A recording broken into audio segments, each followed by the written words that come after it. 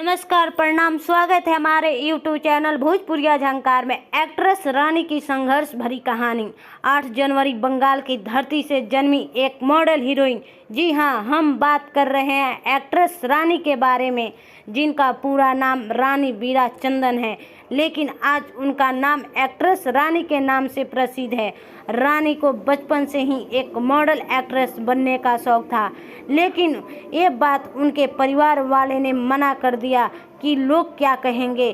College के पढ़ाई करने के बाद उनके परिवार वालों के सपोर्ट से रानी दिल्ली आ गई।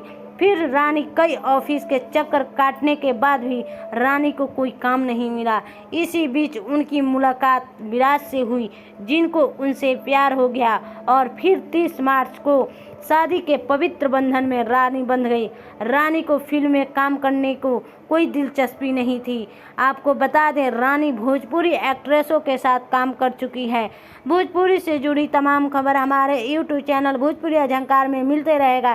प्लीज़ हमारे चैनल को सब्सक्राइब जरूर करें, लाइक, कमेंट और शेयर जरूर करें।